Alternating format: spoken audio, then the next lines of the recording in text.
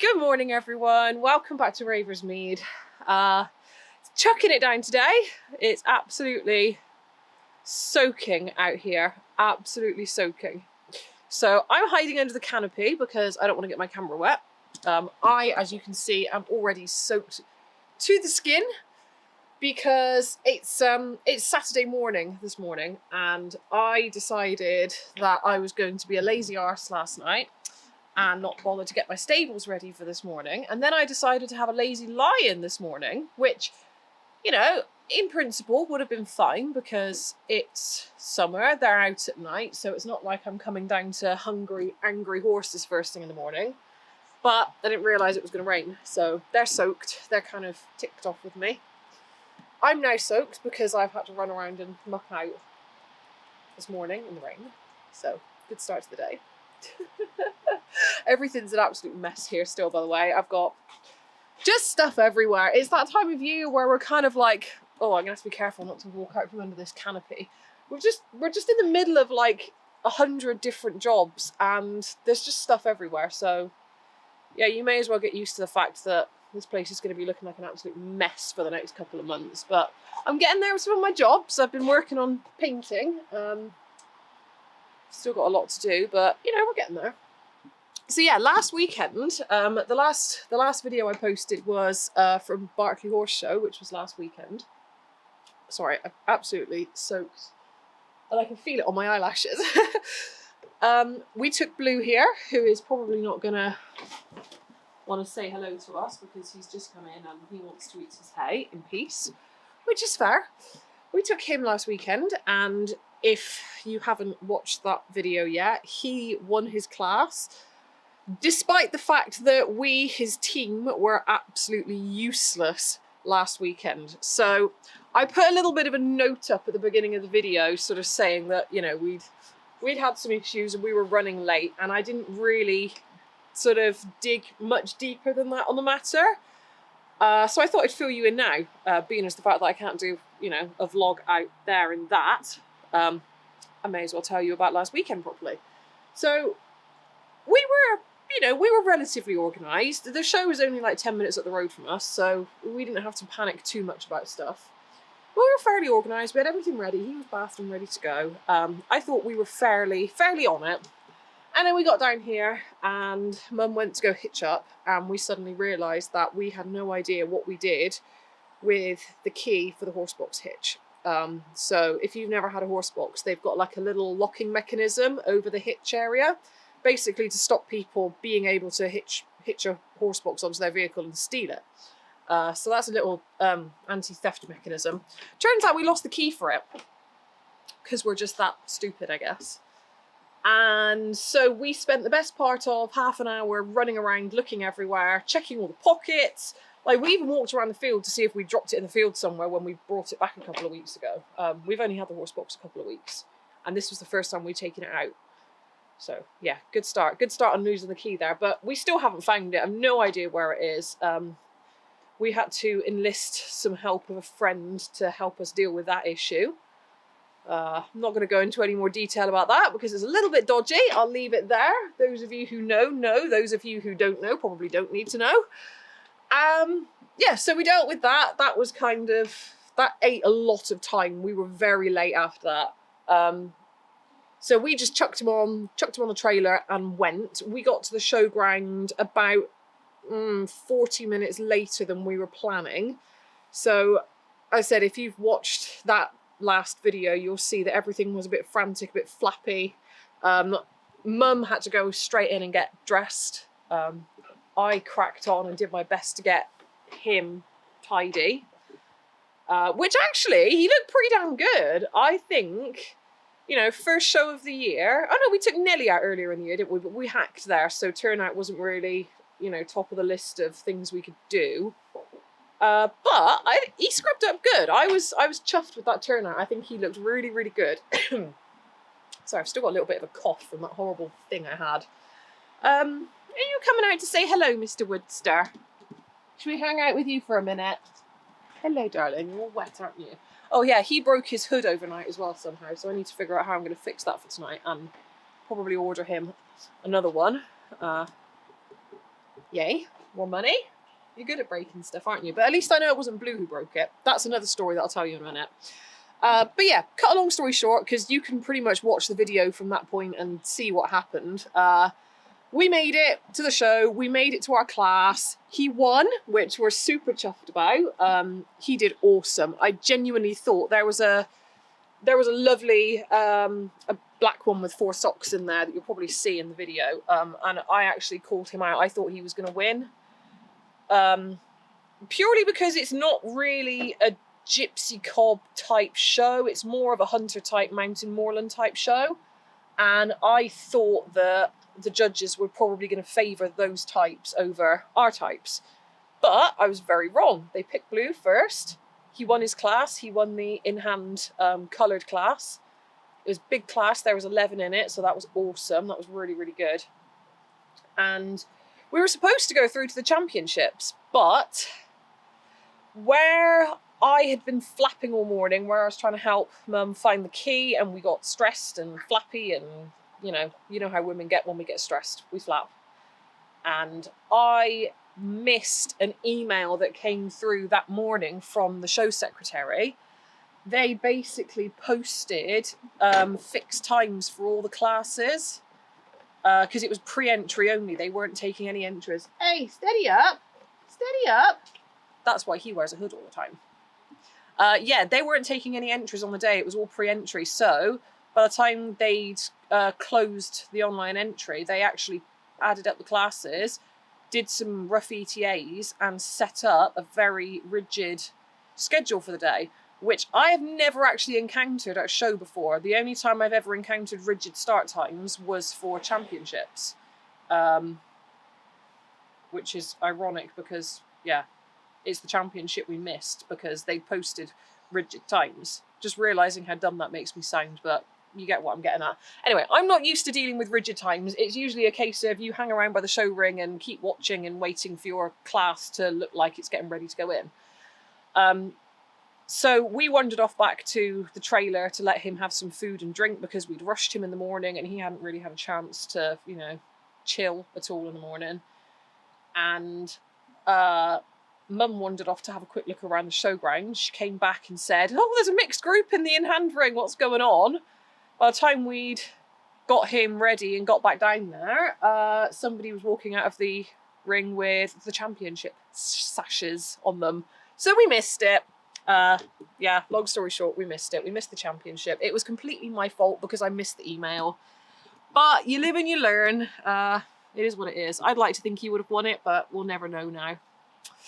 So yeah, that was the story of our show day. After that, we went back in and we took him home because it was so close. We brought him home after that, and then we went back to the showground and just enjoyed the rest of the events. There was all like the agricultural stuff and sorry, I'm wobbling. I've got a different tripod thing going on here and I do not like it. It's not a new one, it's just another one I found, but I'm having trouble balancing, which is fun for you guys. It'd be like you're on a boat. We went back and enjoyed the show. I have a lot of footage to go through of that, which I'm going to try and put out as my next video. So there was like agricultural stuff. They had the cattle, the sheep, best in breed and stuff like that, and lots of farm vehicles. There was live music. There was all sorts going on. It was really, really good. So yeah, that'll be my next little video once I've trawled my way through that. But after we got back from that, there's more news. Blueberry, I don't know what got into him, but, excuse me, he seems to have gone back to his old ways of not being a very sociable horse.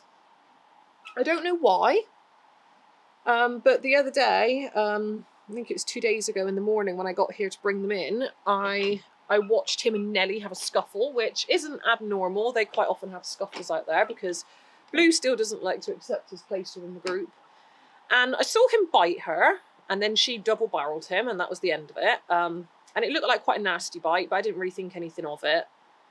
And then when I got her out from the stable later on the evening, I sort of got them in, you know, fed them, blah, blah, blah, went off to work. And then when I came back in the evening and got her out of the stable, she was lame as anything, like really, really lame, really, really subdued. And it turns out the bite was a lot worse than I thought. It doesn't look so bad, and oh, getting wet. Damn it. I need a barn or something. Let's go and hang out with Nelly for a second. It turns out the bite was a lot worse than I initially thought. It doesn't look too bad now, so you can see it's... Oh, I know, you're still sore, aren't you, babe? But you can see it's like here. I initially wondered if she was going to need stitches on that, actually, but it seems to be doing okay. It's kind of knitted back down and she's getting there. But this, like, whole area was swollen. Her tummy was all tucked up. She was really lame. She still is a bit lame. You can see she's resting that leg even now. But yeah, that was really bad. I didn't realise how badly he'd bitten her, and I actually feel really bad for not checking her properly when I got them in that morning. Yeah, lesson learned. But she's okay. She's on some Devil's Claw anyway, following on from her lameness issues earlier on this year, which has been really helping her. So she's got that going through her system, which I hope has helped with like inflammation and pain and stuff. But she's been very subdued. I think, looking back on it, I think there have been some bullying issues going on in the field from him towards her and Woody as well. I mean, she's always been a very dominant horse, but she's never been a bully. She's firm but fair, and Blue is not fair. He's very aggressive. He is a bully, sadly. And he's been out with them for, I don't know, a month, maybe a little bit over a month now, living as a group. And it's been bumpy. It's not been perfect, but I thought they were doing okay. But after yesterday, I have made the decision to separate him out from the group again. Because this to me, this crosses a line. This is substantial damage. I don't mind the boys playing cult games. I don't mind them having the odd scuffle out in the field. But that kind of thing that he's done to her there, that crosses a line for me. That is bullying. That is overly aggressive. And I do not want to risk any of them coming away with serious injuries, which I think if I left him out there at this point, that one or more of them is going to end up with a serious injury. So that was short-lived. I don't know if maybe we might be able to have another go. I mean, they're not exactly in much work at the moment. I had kind of hoped that we could keep them living as a group throughout winter in our little turnout yard, but I think after this week, I don't want to risk that now. I don't even want to try that, to be perfectly honest, because I don't think it's going to go well. I think he is what he is at the end of the day. He's not a suitable horse for living in a group. I don't know if maybe it was the way he was raised or if it's just his personality. I don't know what it is, but I think we're just going to have to live with the fact that he might be able to go out in the field with them sometimes, not all the time, because apparently being out all of the time was just leading to conflict. But yeah, that's the end of that, unfortunately. It was nice while it lasted, but short-lived. Nell and Woody are still going to continue to turn out together, and what we're going to do is we're just going to rotate them around. Blue can be in the next field with them. I don't have a problem with that. He can still interact with them over the fence. Obviously, he can't get in there and harass them and follow them and bully them, and he does do that. He does follow them and lay into them. I've watched him do it. I've watched him do it with youngsters that we've had in the past as well. One little pony we had, Buddy, bless him, he was so sweet and he wanted to be everyone's friend and he wanted to be Blue's friend, and we had them turned out together for a while, and Blue just kind of turned on him one day and he just chased him around the field. He chased him around the field until he caught him and then laid into him for no reason. So yeah, that horse has problems. I can hear him rubbing himself to death right now as well. But yeah, that's updates. That's you guys pretty much caught up. There's not a great deal else going on here at the moment. Hey! Oh yeah, you're rubbing your backside, are you? Yeah, he ripped his rug the other day, so now he has free access to rub his tail to death. Hey! No! Go on! Go on! Go on! Leave it! You menace! You menace! Look at the state of your poor face. One thing I have noticed, I don't know if this is, oh bless him, I don't know if this is coincidence or not. Since we bathed him for the show and we've put all of these like mainstream equine products on him, he has been itchy as hell. His skin is broke out in scabs. I've not put anything other than the pig oil and a little bit of Sudocrem on him all year so far, and it's just been homemade fly sprays. And he's had some different shampoos put on him this weekend just gone, and some grooming sprays and stuff like that. And this is the result. He is now breaking out in scabs. He is savagely itchy and uncomfortable. And I said, I don't know if it's coincidence. I don't think it is coincidence because we've had no changes to the weather. There's been no obvious change to insect populations that I've seen in the area over the last week. I think he's had a reaction to the chemicals in those products that we've put on him, which goes another step towards reinforcing my theory that all this stuff that we buy, all these chemical-laden products that we're coming into contact with in our everyday life, they are just toxic and they're so bad for us. And I'm going to try my best not to go off on a hippie rant on this one, but I've mentioned it a few times before that I'm trying to get away from stuff like that, and I'm trying to make a conscious effort to make us, you know, a bit greener, a bit more eco-friendly, a bit more natural here. I'm going to have to deal with him because he's getting way into that.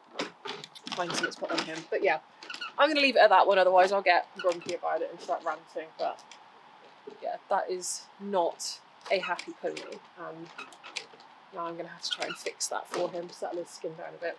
But yeah, I'm going to leave it there, guys. I'm going to go deal with him before he pushes that stable wall out. Hey, come on, that's enough. Blue. Shh, go on, that's enough. Wait, I'll come and put something on it. Oh, God, he's really upset. Thank you for watching today, guys, for this little update vlog. Yeah, I'll see you in our next video, and hopefully it won't be raining and we can go out and do something a bit more interesting. Bye.